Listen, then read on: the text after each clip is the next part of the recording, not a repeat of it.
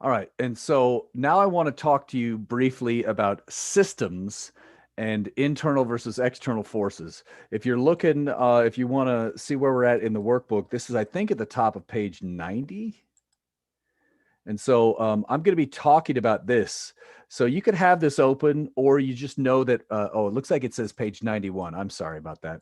So I'm going to talk about this. Now, you don't need to see that. I'm going to show it on the board, but just know this is where it is if you want to read later. So let's just talk about this.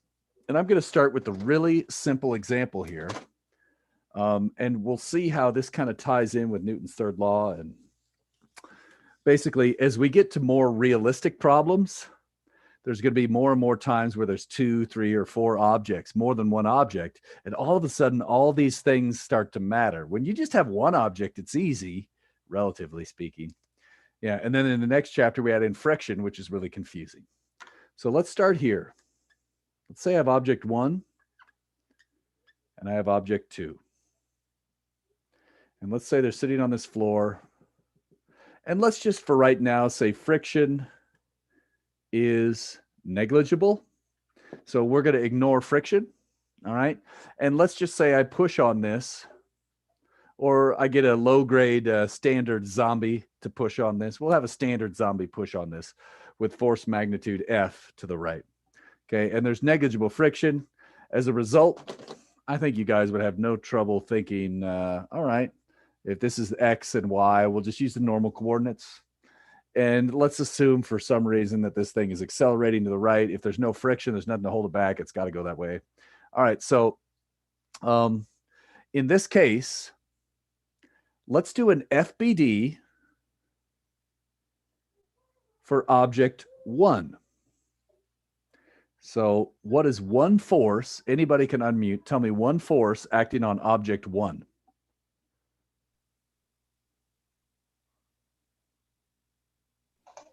F.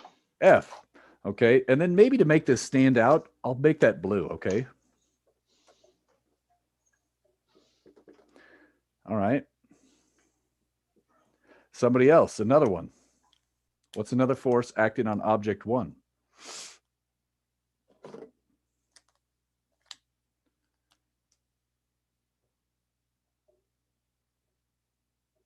Would it be normal force? Okay. Which way? Up. Okay. And so I'm going to call that normal force on 1.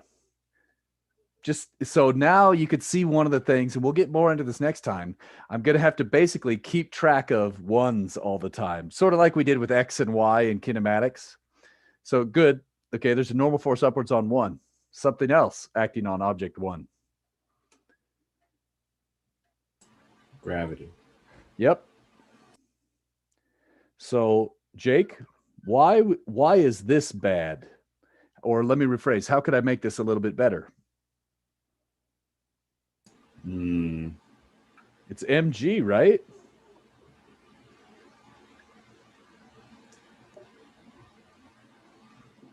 But yeah, but what? So why would it be bad? Because we're only focusing on object 1, right? Yes. Oh, okay. So you're right.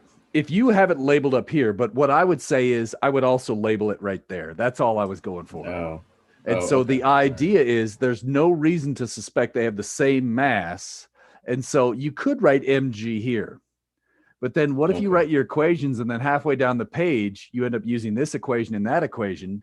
You haven't been labeling this one, you might forget. And so you're absolutely right. There is no need at this point in the problem to label it. But later on, it would be good. Does that make sense? Why I would suggest that? Yeah, that's a fair point. Yeah, so you're right. It's totally unnecessary because we've labeled it here. You're right. Okay, but that's why we're going to want to do this. And you're going to want to become very fanatical about always labeling 1s and 2s. Okay, anything else, or are we done? So it's pushing against 2. So 2 is going to be pushing on it, right? That's Newton's third law. Which way? To the left. So I'm going to call that. What type of force is that? That would be a normal force. So normal force of 2 on 1. Excellent. Okay. All right, so somebody else. Let's start FBD2.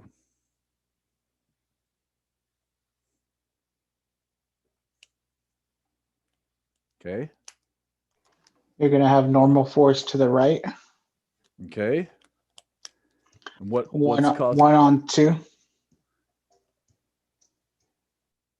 Which one of these two is bigger?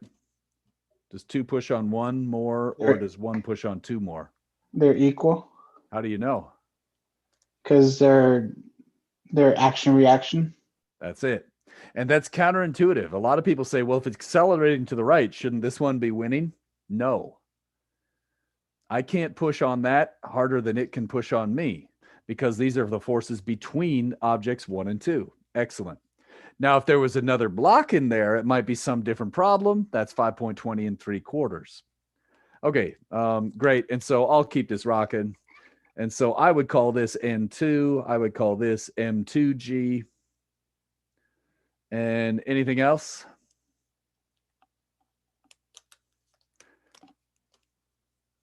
Well, shouldn't it still have a force? Are the forces in the left-right direction balanced on this one right now? On block 2, are they balanced left-right?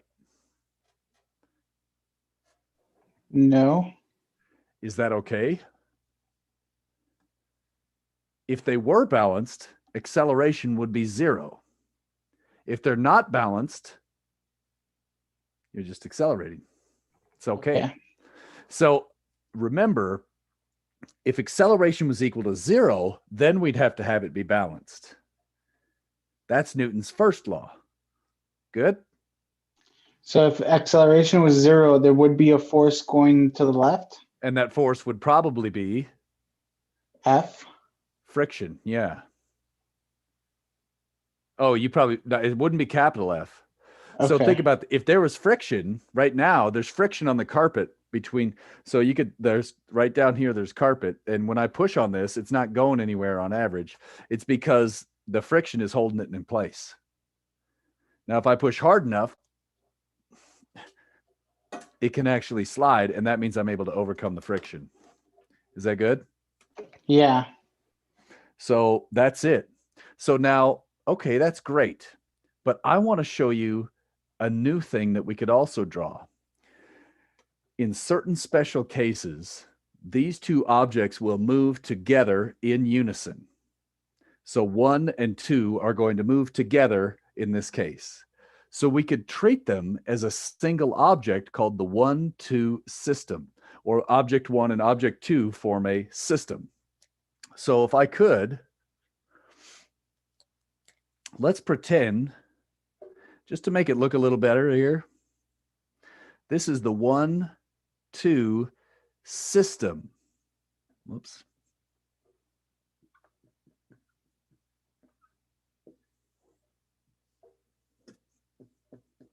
Okay, so if I put 1 and 2 together here, what's one force that acts on the system when you put them together? Gravity. Gravity. So now in this case, I would need the system mass. So I would say M total times G, which would be mass 1 plus mass 2 times G. What's another force acting on it? Normal total. Normal. So I'll In the just up call direction. that, yep. And so I'll call that N with no subscripts. Okay. And then, well, the zombie's still pushing it. It's still accelerating. They both have the same acceleration vector. So I know that's okay. And then those third law action reaction pairs just go away because they're equal, right? Yeah. So we know that they're equal in magnitude, opposite in direction. They're both there, but why bother writing them? We know they're going to cancel out, so we don't even bother writing them. This is a system. This particular force that I've highlighted in green is called an internal force. It's internal to the 1-2 system. Okay. So you're going to see system all the time in a book. All it means, you could call a system whatever you want. I could call this eraser and my nose and my glasses a system. I could call my entire body, my glasses, these headphones, this eraser, this thing, and everything in this room a system. So you could call whatever you want a system. And when you do that, you change which forces are internal. So for us, we see that if you have a system, only the external forces, forces which are not internal, will matter in a system free body diagram. So notice this makes it very easy to figure out how force relates to acceleration. These two separate diagrams, it's a little trickier. So you might be saying, why would I ever do anything other than the system? Remember this, two things. Number one, it's not always valid. System FBDs are very convenient if they're legally allowable, right? In this particular case, they're all moving together as a single unit. That is when it is allowed to use a system FBD. If two objects are moving together as one, they're a system then. If one of them's moving forwards and the other one's moving this way, that's not a system. Like if they were colliding, well, we could treat that as a system as well, but that would be a different type of problem. That would be a momentum problem. So I don't want to go into that yet. But so for now, if we're talking about systems for FBDs, we want them moving the same way to make it easy to do the math. You can still do that other way, but it's like 0 equals 0. It's not a very interesting system. All right. What else? Oh, number two, sometimes you may actually want to learn about the size of an internal force. Notice that if you need to understand an internal force, you can't learn about it with the system FBDs because it never shows up in the force diagrams and it never shows up in the force equations. So for example, let's say you were working on these boxes and you wanted to know how thick the cardboard needs to be for the box. Well, you'd say, well, I know that certain types of cardboard can withstand a certain amount of force before they get crushed and smushed. And so if you need to know how thick the cardboard needs to be or something like that, you might need to understand about this normal force. So you might actually need these. And I guess I'll say it lastly like this. These two methods, these two FBDs, drawing separate FBD for each object, will always work no matter what the situation forever. System FBD is a trick that is very often useful, but is not always correct. So if you want to be sure you know what you're doing, always do two separate FBDs, then double check with the system and see if you can get a shortcut. But you could usually tell by looking at this, I'm looking at this. Okay, I got that force dropping out, blah, blah, blah. Looks pretty good. Whew, questions on that?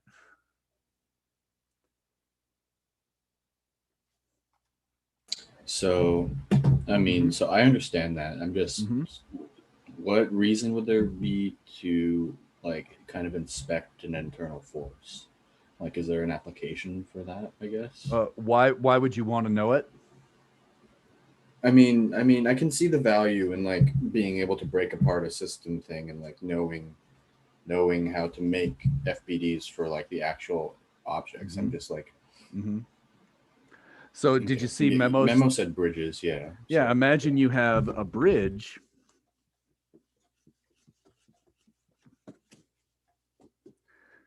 And let's say it's a truss. Right? And so in this case, you could actually look at this as one piece. And then you'd say, okay, I need to understand not only the forces on the bolts, but also on each supporting member. And so you could find out if they need to be in tension or compression. So for example, it's a lot easier to put a wire, a thick cable to support tension than it is to put in an iron I-beam, right? It's lighter, it's easier to work with, it's cheaper, but wires don't do too well under compression. If you've ever tried to squeeze a string, it just bends. So there's a case where you might want to know just number one, what direction of force is. So you might need to analyze this, which again, if you just look at the whole bridge, it's easy. You're like, well, count how many cars you want to support And then I say, well, I know I need this much normal force on each end. And it's pretty easy, but that doesn't tell you what the bridge needs to be made of, how thick the members need to be, etc. And I don't know, you could probably come up with a better example than that, but I think that's a pretty good one. I don't know. Is that what you were thinking of, Memo? Yeah, that's what I was thinking of, about like members being in tension and compression. You don't Sure. see it. Like if you free body diagram the whole system, then obviously you can figure out like, oh, it's only touching here and here. You can figure out the normal forces, and Right. inside you get to see like, oh, it matters in here. You know. Yeah. This would also help you know what size bolts you need to use. So in the physics lab, there was one year we bought all the stuff. Were you part of that project, Memo, that wooden bridge? Yeah, with Don, right? Yeah, exactly. And so we had to do some quick calculations at one point when we were buying the materials. And we're like, oh, shoot, if we want little kids to actually be able to walk across this bridge, what's the factor we need? And then what size bolts before they shear off? So we got to make sure that, and I mean, a lot of it you can kind of do by guesswork, but sometimes you want to, like, you could do this too, right? If you just do something simple, like let's say you have a winch and you want to lift something, and you know the maximum acceleration you want your winch to be able to give a certain size load, that sets a limit on the size of the cable. So then this could be true, and you could have this be an internal force to the system, right? So I don't know, there's maybe an example, although you could argue you could just do a free body diagram of this single object, so maybe that's not so good. But what about an elevator with a counterweight or something like that? Yeah. Tension might be internal as well. And so what size cable am I going to need if I have this kind of blah, blah, blah. And so that's the kind of stuff that comes to my mind. Jake, is that good? Yeah, that makes sense. There are times when you need that. Yeah, mechanical devices too. So we're going to pick up there next time. So let's just call that a day. We're doing all right on the schedule. I looked. So we have next class period to handle this. And then the following class period, I'm going to move on to chapter 6, which is actually more of the same plus friction. So it'll actually be nice to kind of start that. Then the following Wednesday, so not this Wednesday, but a week from this Wednesday, is a quiz on chapter 5. So next time we'll pick up here. The following day, we're going to start chapter 6 and learn about friction for real, which I think will actually help you understand chapter 5 better. And then we'll take the quiz and go into chapter 6, last chapter. All right, I'll stop.